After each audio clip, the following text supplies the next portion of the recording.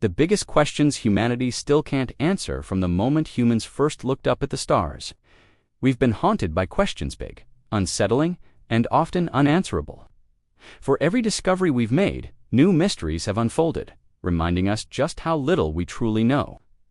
Today, we explore the most profound questions that still baffle scientists, philosophers, and thinkers alike. We begin with the birth of everything. The universe is 13.8 billion years old, born in an event we call the Big Bang. But what happened before it? Was there time before time? Was our universe one bubble in a vast cosmic foam of countless universes? Or did something from nothing truly create all we see? The closer we look, the more the beginning of time itself becomes a paradox.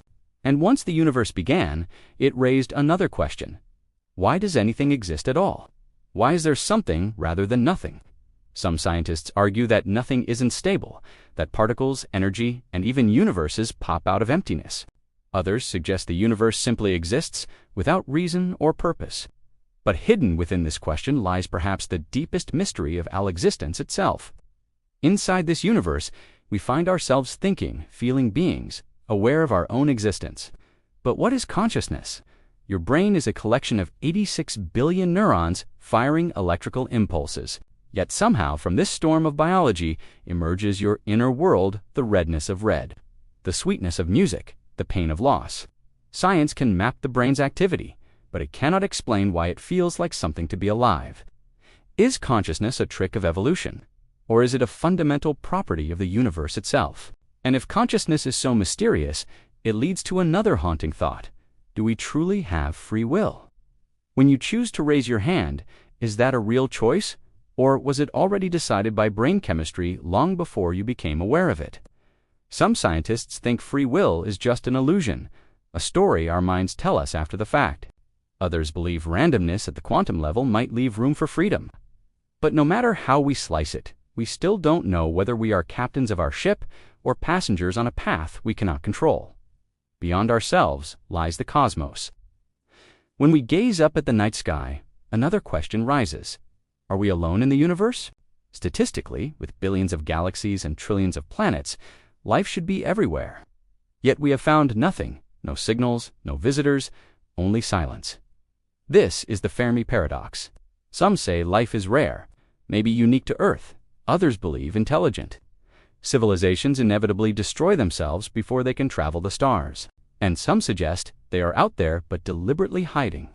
Whatever the truth, the silence of the universe is deafening. But even the universe we can see is incomplete. All the stars, galaxies, and planets, everything we've ever observed, make up less than 5% of reality. The rest, dark matter and dark energy. Dark matter, invisible and undetectable, holds galaxies together with its gravity. Dark energy, even stranger, pushes the universe apart at an accelerating rate. Combined, they make up 95% of everything. Yet we don't know what they are.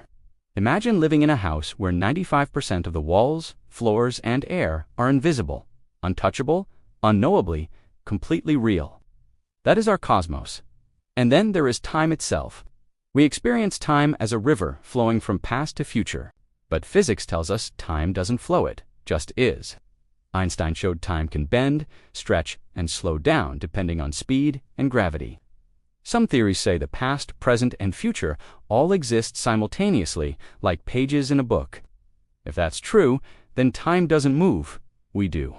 Is time real, or is it an illusion of the human mind? Which leads to the question, how will time end? Will the universe keep expanding forever, until all stars burn out, and all matter decays into a cold, dark void? That's the heat death. Or will expansion speed up so much that galaxies, stars, planets, and even atoms are torn apart in a big rip?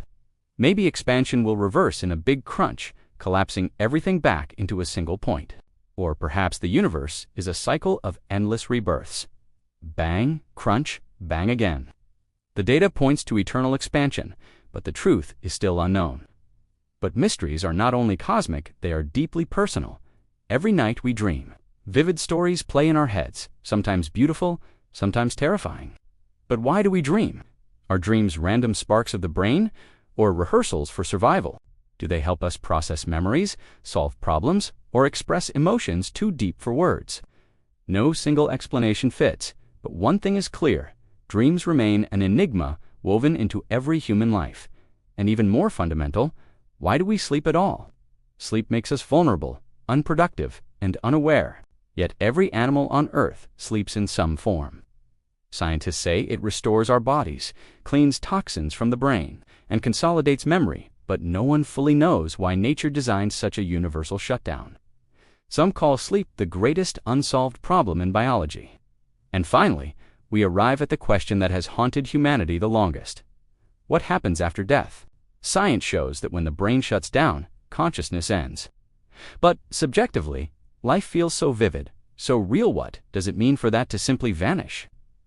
Cultures across history have imagined afterlives, reincarnations, or transformations of the soul. Others argue death is final, and the mystery is solved. Yet with near-death experiences, accounts of visions, and the enduring hope of something beyond, the question refuses to fade. So here we are, conscious creatures in a universe we barely understand. We don't know where we came from, why we're here, or what will happen in the end. But maybe that's the beauty of it. Mystery fuels our imagination. Questions drive science forward. And perhaps the very fact that we keep asking, keep searching, is what makes us human. Because sometimes the questions matter more than the answers.